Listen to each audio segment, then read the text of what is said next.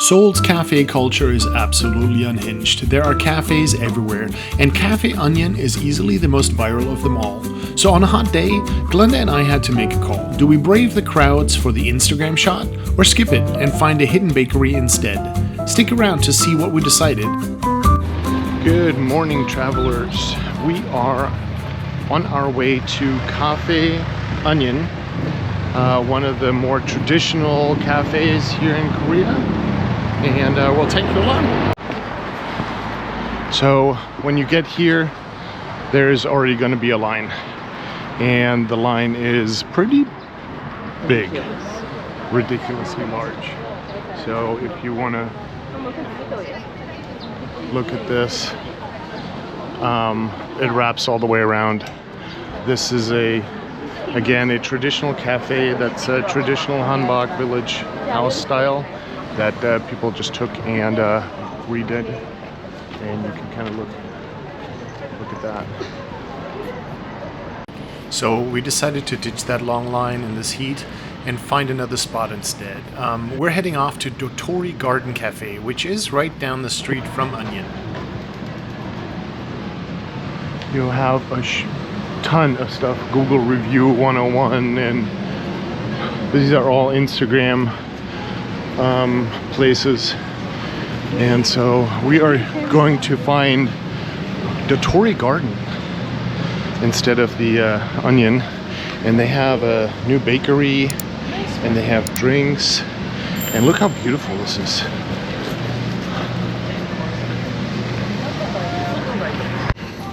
Here's a bakery room. Look at this. We are going to pick our lunch for this afternoon, and what are we going to have? Choco ciabatta, garlic ciabatta. Wow, look at these. Egg mayo. Not in this heat, are you? Onion. Dotori chestnut. Apple, brick, cheese. The lemon madeleine. Almond. Mango. We'll just appreciate the ambiance here in this bakery room. Well, pick whatever you want. And they have real honey, Greek yogurt, classic granola, cacao doubles. What a cute outdoor seating area. You want the French toast?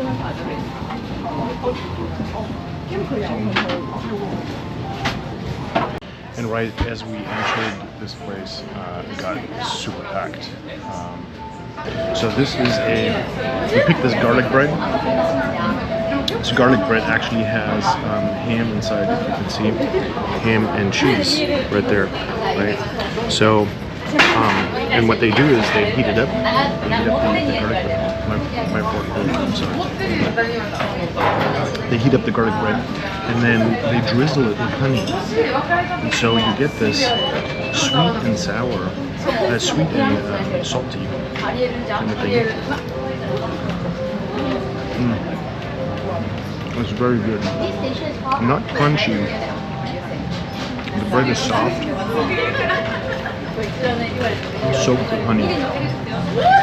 But the sweet and the salty from the cheese and the bacon or the ham, whatever's in there.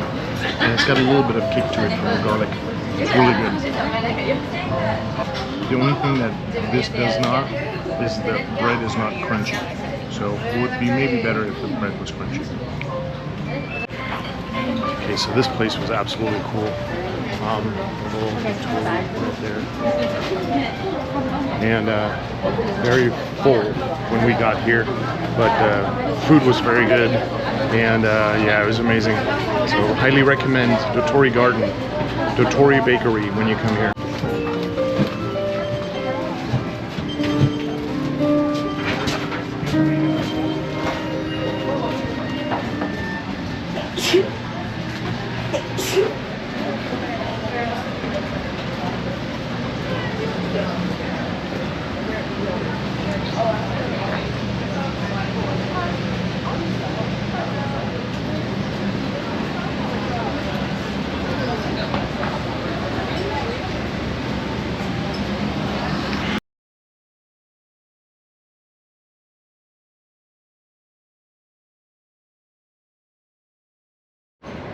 Another one of these places that has been going viral on YouTube and Instagram is the London Bagel Museum. It's right down the street from the Dotori House and Cafe Onion, so they're all in the same, but you can tell the line is out the door, and we didn't feel like getting another bagel. Bagels are just bagels, you know.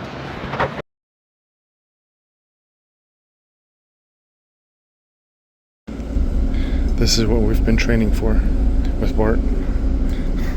Weightlifting and incline. Training our core. Today we are going to a Cafe Pokpo, and Cafe Pokpo is known for the waterfall in the back.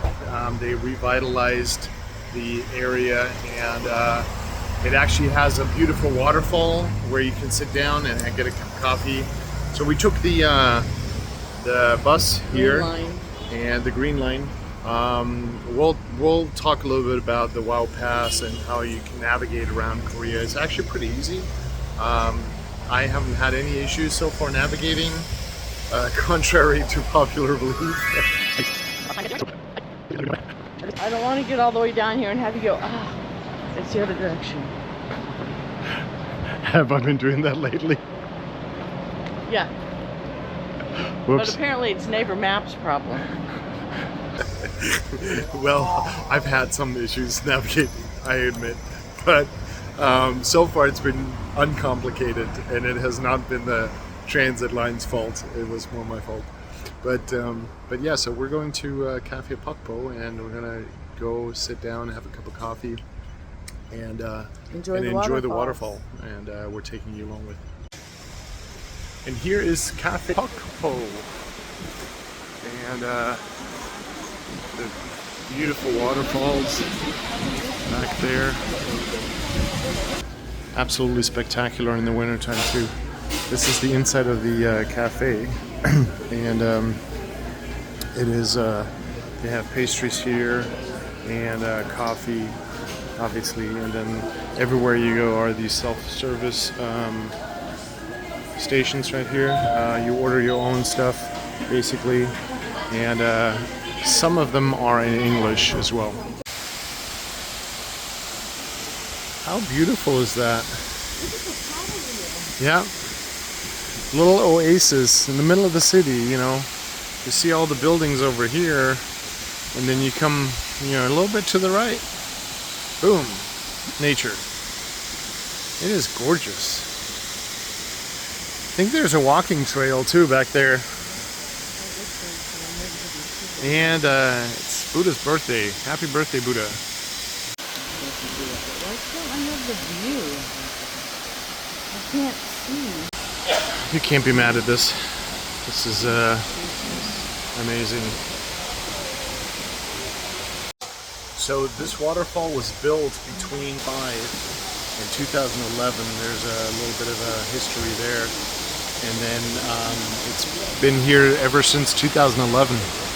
And there's a nice little area we can sit down all along and enjoy a sip of coffee and pastry, whatever you got, sandwich, and just enjoy the sound of the waterfall.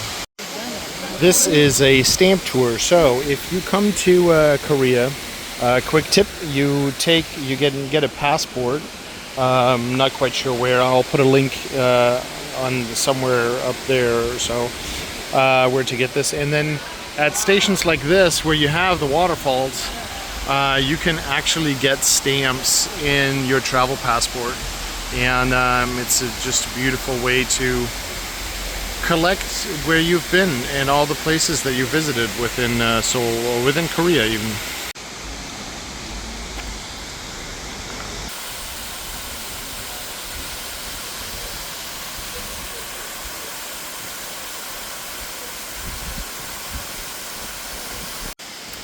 So this is a traditional Buddhist ritual in which monks walk in a circle around a pagoda that enshrines the Buddhist relics. That's the child monk, symbolizes purity of mind and wisdom in Buddhism. And the child monk circling the pagoda represents an effort to share Buddhist teachings with the public in a more approachable and welcoming way. And that's what this display is all about. And as I said, this is all really coinciding with Buddha's birthday, which was actually yesterday. We visited the Buddhist temple right after our stroll through Bukchon Hanok village and the Gyeongbokgung Palace. If you haven't seen that one, head over to our channel, and while you're there, subscribe so you don't miss any other upcoming content. But today is a day off for everybody here in Korea. We're now making our way on the trail around the cafe. So the cafe is situated right up there. Waterfall is right up over here. And this is now a kind of a walking path. You got to be careful here. These are ankle twisters.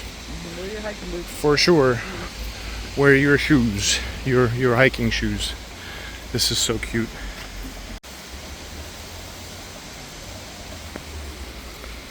Adorable. Adobo.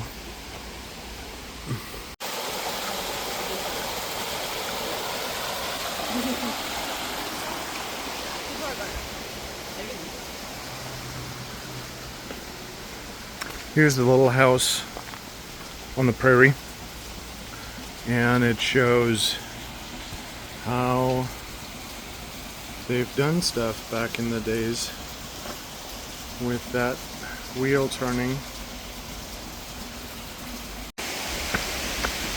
And more stairs because we're in Korea.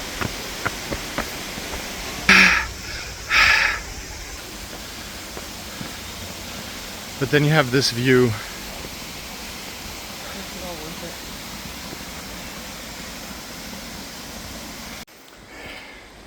think I found the reason why Koreans are in such good shape. It's all uphill from here.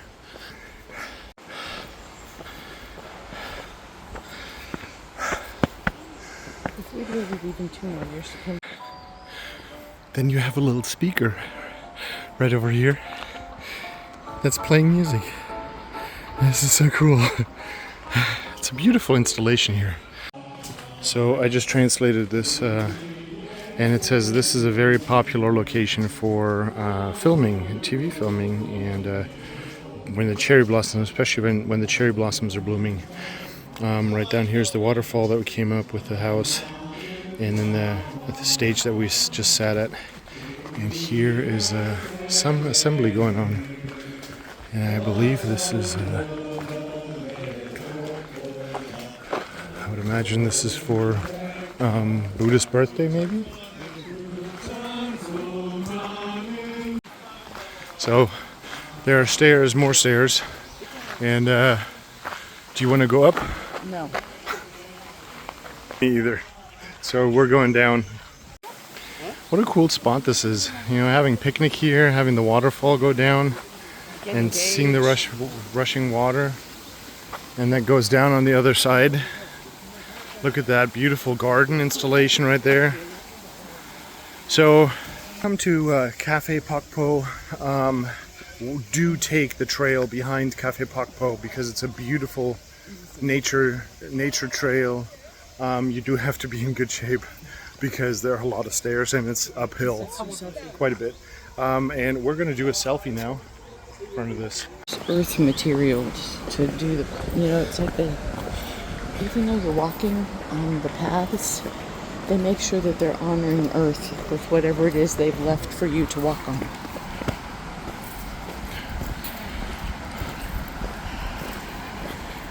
Water, it's stone, water, wood, earth, wood, and stone. And steel. Right, and steel. Oh, and the steel right there. Yes, yeah, that's true. Three. Yeah.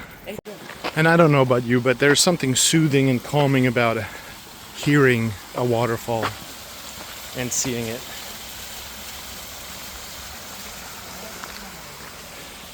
This is the nature show of the Jetway Journal. But if you like it so far, please go hit that like and subscribe button. We'd really appreciate you helping us grow this little channel. And while you do that, but on this equipment that's on the side of the walkway.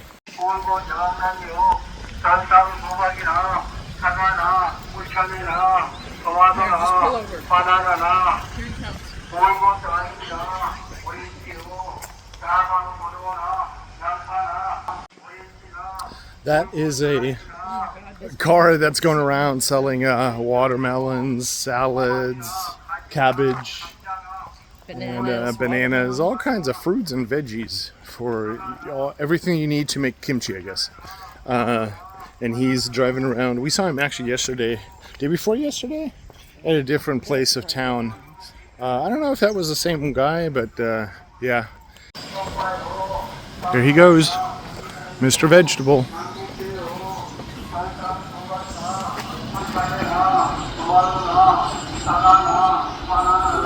Banana.